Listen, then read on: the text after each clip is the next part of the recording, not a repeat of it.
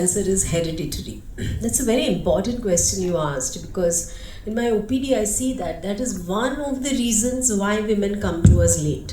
They find a lump in their breast and they tell themselves, ಇದು breast cancer ಆಗಕ್ಕೆ ಸಾಧ್ಯ ಇಲ್ಲ, ಯಾಕಂದರೆ ನನ್ನ ಫ್ಯಾಮಿಲಿನಲ್ಲಿ ಯಾರಿಗೂ ಆಗಿಲ್ಲ. That is a wrong notion, it is a myth. So about 90% of women who develop breast cancer have no family history.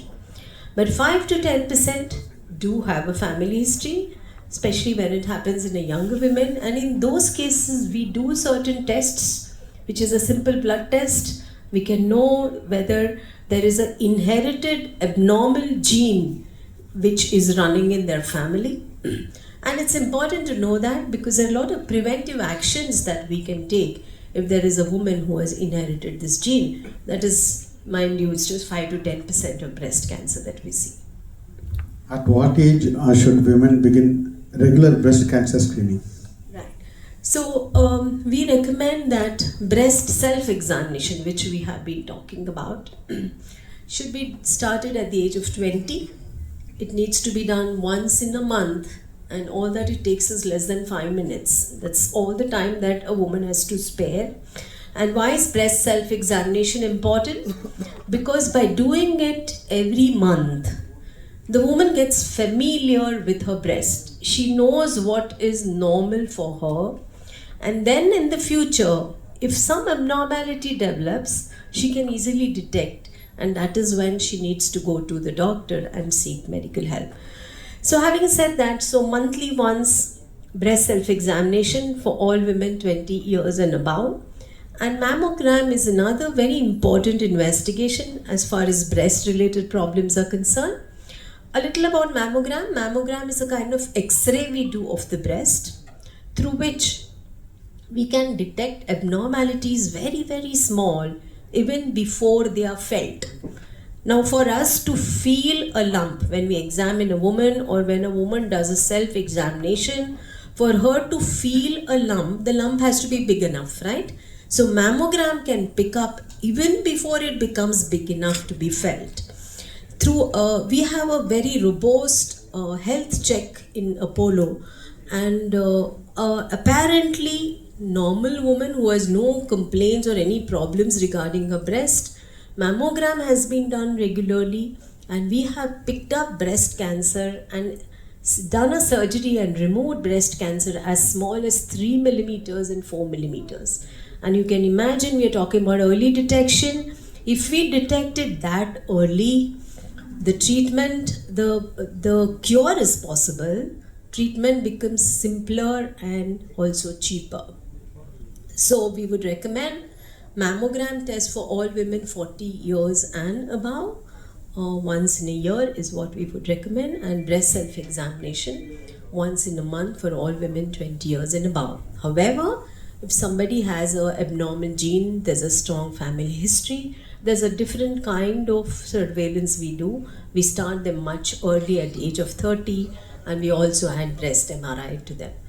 Doctor, our food habits Food habits are certainly related, but I wouldn't say that there is one particular food that can either prevent or cause cancer.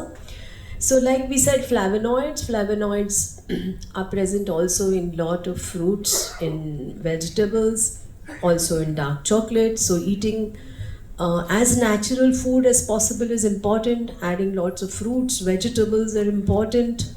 They build up immunity, they have antioxidants which take care of the free radicals which can lead a normal cell to become cancerous.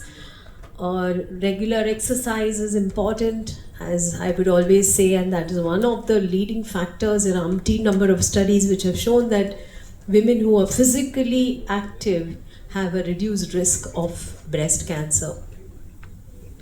Can I ask? The second question you asked, because that's something which we are doing it on pro bono. The self-examination video is available for anyone to do a self-examination. Post that, we have a program for those who can't afford treatment, that they can access the Apollo Cancer Foundation to do that, or the support group. The chocolates is something which is bespoke very specifically for this program. It's curated by somebody who makes dark chocolates. we did not want the initial press meet to get ourselves aligned to just one brand, so we kept it agnostic. Probably through the messaging which happens from your medium, multiple makers of dark chocolates would probably come back and support the cause, and maybe we'll see multiple of them. So it's over to you to make sure that you reach out to the people who would like to support us, who make dark chocolates, whether it's a Cadbury or a Godiva or it's Lindt or anybody, because we are also indirectly trying to tell them we are doing so much for breast cancer, but we are also talking about the benefits of your dark chocolate. Is it sold? What we have done is not a commercial activity, it is an activity to raise awareness on screening, self-examination. So what you see in the box of 4, there's a chocolate, there's a small card which talks about why dark chocolates, and there's a badge which is a reminder. All those are given on gratis. We'll have it available at the Apollo pharmacies and the hospitals we go forward. But as I told you earlier, 4.5 billion people in the world, 700 million, you can't have one organization reach all of them. You need to have multitudes to come forward and support. We are doing our bit. Maybe others should step in also and do their bit. And what? Who wants to come forward and say as part of this CSR, they'd like to raise awareness, we'll be more than happy to partner with them and make it available perennially. But as I spoke, the chocolate program is just trying to get something mainstream to become an habit for you that you get to do. It need not be restricted to that. It could be even beyond chocolate. It could be tomorrow that you could have a reminder done by another product, which an housewife could do. For a simple thing, Bangalore still does not have gas lines. You could even partner with a gas cylinder company, which could actually send a reminder every time a gas cylinder is getting filled, which normally would happen in 30 days. So the extensions of what you can do to get into ritual need not necessarily be restricted to this. This is just the starting point. I wish that the Indian streets, Look at 2 large programs that the government of India did. One is eradication of polio, and the other one is, eradication of tuberculosis. And the first one, they've almost achieved an 100% status. Any large program can't be just done by one private organization. We are doing a bit of what we need to do. It needs to start with notifying cancer as a national program where you come in and you get notified. We started the journey of doing that about 4 years back. In the last session of the Rajya Sabha, every state is going to be declaring cancer as a notifiable disease, then you get to know the magnitude. It has to be public-private partnership together to come together to reach to the grassroots.